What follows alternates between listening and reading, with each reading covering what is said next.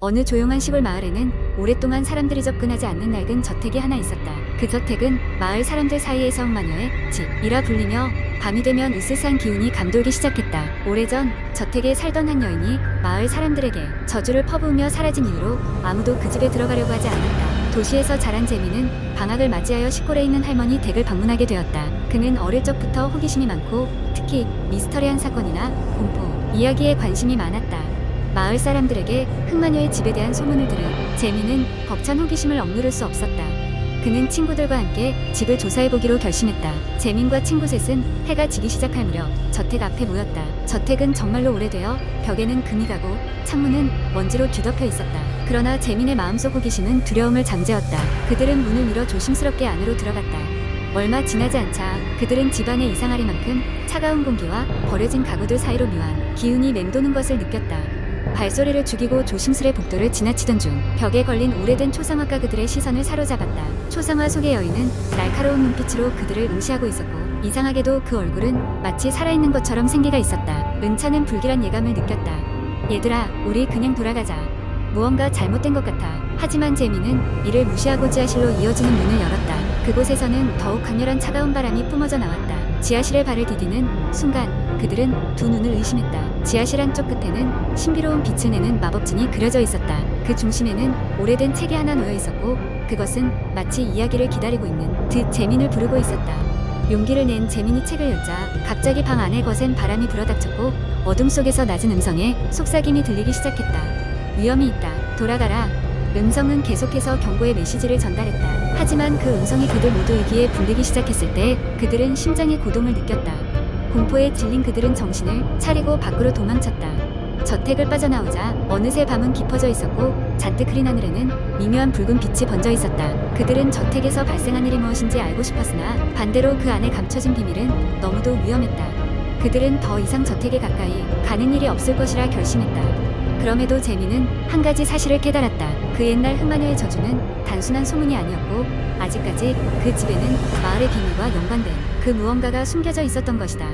그리고 그 비밀은 스스로 그들을 향해 다가오고 있었다는 것을 이를 마무리하고 도시에 돌아와서도 재민의 머릿속에서는 지하실의 그 책과 초상화 속 여인의 눈빛이 잊히지 않았다. 그는 그날의 경험을 글로 기록하기로 결심했고 자신이 경험한 이야기를 인터넷에 공유하기 시작했다. 그러나 그 글이 게시된 후부터 재민은 밤마다 꿈속에서 그 집에 다시 있는 듯한 기이한 꿈에 시달리게 되었다. 결국 재민은 글을 남기고 계정을 삭제하며 그 집에서의 기억을 잊어버리려고 노력했다.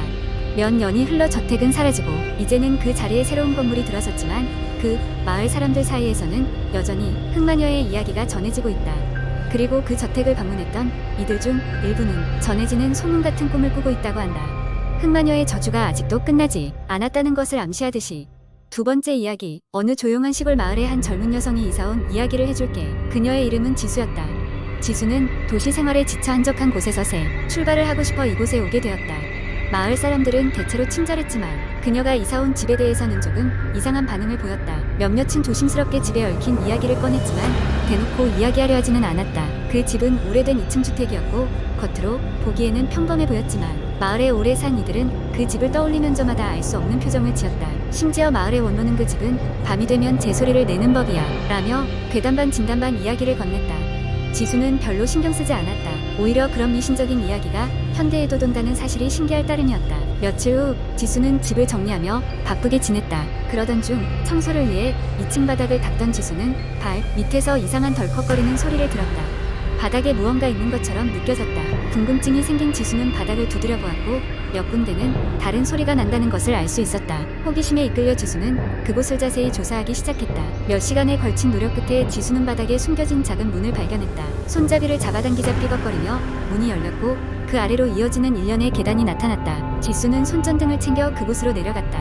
계단은 오래되어 삐걱거렸고 먼지와 거미줄이 가득했다. 지수의 심장은 긴장감이 두근거렸지만 호기심이 더 컸다. 계단을 따라 내려가자 좁은 방 한 칸이 있었는데 그곳은 작은 서재처럼 보였다. 낡은 책장에는 희미한 글씨가 적힌 책들이 가득했으며 책상에는 다이어리가 놓여 있었다. 다이어리에는 이 집에 살던 이전 거주자의 기록이 남아 있었다. 처음에는 일상적인 내용들이었지만 페이지를 넘길수록 글씨는 점점 흐트러지고 뒤엉켰다. 그 글에는 밤이 되면 집이 이상한 소리를 낸다. 불길한 기운이 느껴진다. 누군가 날 지켜보고 있다는 식의 섬뜩한 내용들이 적혀 있었다. 마지막 페이지에는 더 이상 견딜 수 없어. 이곳을 떠난다. 는 문장과 함께 흐트러진 글씨로 문을 닫아야 해. 라는 경고가 적혀 있었다. 지수는 묘한 기분에 사로잡혔다. 그리고 그날 밤 지 반은 전에 없던 정적에 휩싸였고 그녀는 예상치 못한 소리에 잠에서 깼다. 누군가 계단을 오르는 소리가 분명히 들렸다. 천천히 그러나 확실하게 다가오는 그 발소리. 지수는 숨을 죽이고 그 소리가 멈추기를 기다렸다. 얼마 후 발소리는 점점 계단을 내려가는 소리로 변했고 그녀는 다행이라는 생각에 안도했다. 그러나 다음날 아침 지수는 다시 한번 그 문을 열어보기로 했다. 이번에는 더욱 철저히 그녀는 그 비밀의 방에서 고서들을 조사하다가 그곳에서 재물이라는 단어가 반복적으로 언급된 것을 발견했다. 오래된 붉은 끈, 촛대, 그리고 말라붙은 꽃들이 놓여있는 것을 본 순간 지수는 이곳이 단순한 서재가 아님을 깨달았다. 그날 밤 지수는 무언가에 이끌린 듯 집 밖으로 나갔다. 그녀는 마당 한쪽에 낯선 그림자가 서 있음을 보았다. 그저 고요히 가만히 서 있는 것 같았지만 분명 사람의 형체를 하고 있었다. 그림자는 점점 더 가까워지더니 어느 순간부터 더 이상 보이지 않았다. 대신 이상하도록 정적이 흐르고 있었다. 그리고 문득 지수는 알 수 없는 공포가 차오르는 것을 느끼며 서둘러 집 안으로 들어가 문을 잠갔다. 그러나 그녀는 지금까지 경험한 어떤 공포와도 다른 무언가가 가까이 다가오고 있음을 직감했다. 그 뒤로 지수는 그 집을 떠났다. 다시는 돌아가지 않았다고 한다. 마을 사람들은 간혹 그 집에서 이상한 소리를 들었다고 이야기하곤 했다. 아무도 그 비밀을 끝까지 밝히지 않았지만 어떤 이들은 그 집이 여전히 살아있다고 믿었다. 지수의 이야기가 새어나갈 때마다 마을 사람들은 서로 말없이 인사를 건넸다. 그리고는 다시 일상으로 돌아갔다. 그 집을 배경으로 한 또 다른 이야기가 필요하진 않으니까. 세 번째 이야기. 어느 여름밤 나는 친구들과 함께 한국의 하늘진 시골 마을로 여행을 갔다. 그곳은 도시의 소음에서 벗어나 조용한 휴식을 취할 수 있는 완벽한 장소였다. 우리는 오래된 폐가를 발견하고 특별한 모험을 위해 그곳에 머물기로 했다. 그 집은 수십 년 전 알 수 없는 이유로 사람들이 모두 떠나고 버려진 집이었다. 마을 사람들은 그 집에서 이상한 소리가 들린다거나 밤마다 불이 켜졌다 꺼졌다 한다고 했다. 그러나 우리는 그런 말을 별로 믿지 않았고 단지 흥미로운 경험이 될 것이라며 들떴다. 첫날 밤 우리는 집 주변을 둘러보기로 했다. 낡은 나무 문이 삐걱거리며 열렸고 안으로 들어가자마자 차가운 공기가 우리를 감쌌다. 거실에는 먼지가 수북하게 쌓인 낡은 소파와 텔레비전이 있었고 벽에는 낡고 퇴색된 가족 사진들이 걸려 있었다. 사진 속 사람들은 오랜 세월 이 집에서 행복하게 살았던 것처럼 보였다. 우리는 2층으로 올라가 각자 방을 배정받았다. 나는 특별히 오래된 책들이 가득 찬 서재가 마음에 들어 그곳에서 자리를 잡았다. 밤이 깊어지자 각자 방으로 돌아가 잠자리에 들었다. 한참을 자고 있는데 어딘가에서 흐느끼는 소리가 들려왔다. 귀를 의심하며 주변을 둘러보았지만 아무것도 보이지 않았다. 소리는 점점 가까워졌고 나는 두려움에 떨기 시작했다.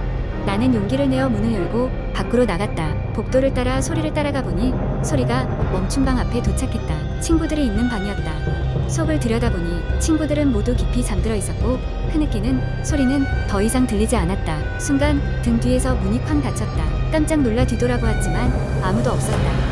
겁에 질린 나는 황급히 방으로 돌아와 문을 잠갔다. 다음날 아침 나는 친구들에게 밤에 있었던 일을 이야기했다. 그러나 그들은 내가 피곤해서 한 청을 들은 것이라며 웃어넘겼다. 하지만 그날 밤 또 다른 기이한 현상이 벌어졌다. 2층 복도 끝에 있는 거울에 이상한 것이 비치기 시작한 것이었다. 거울 속에는 분명히 아무도 없는데 갑자기 하얀 옷을 입고 긴 머리를 늘어뜨린 여자가 나타났다. 그녀는 우리를 바라보며 무언가를 속삭이는 것 같았다. 소름이 끼쳤다. 우리는 즉시 거울을 천으로 덮어버렸다. 그날 이후로 밤마다 집안 곳곳에서 이상한 소리가 들려왔다. 누군가 걷는 듯한 발소리, 문 여닫는 소리, 가끔은 흐느끼는 소리도 들렸다. 이제는 모두가 그 집에 무언가 있다는 것을 인정하게 되었다. 마을 주민에게 이 일을 이야기하자 그들은 차가운 미소를 지으며 한 가지 늙은 전설을 이야기해 주었다. 그 집엔 한때 아름다운 여인이 살고 있었는데 그녀는 버림받은 슬픔에 목숨을 끊었다고 했다. 그 이후로 그녀의 영혼이지 안을 떠돌고 있다는 것이었다. 우리는 그 집에서의 여정을 마치고 다음 날 아침 빠르게 짐을 꾸렸다. 마을을 떠나기 전 마지막으로 집을 돌아보니 2층 창가에서 누군가가 우리를 바라보는 것 같았다. 어쩌면 정말로 그녀는 아직 그 집에 남아 있었던 것일까. 우리는 서둘러 차에 올라타고 그곳을 떠났다. 도시로 돌아와서도 밤마다 가끔씩 그 집에서 의일이 떠오를 때면 몸서리가 쳤다. 그 이후로 우리는 그 마을에 다시는 발을 들이지 않았다. 공포는 그렇게 우리에게 깊은 흔적을 남겼던 것이다.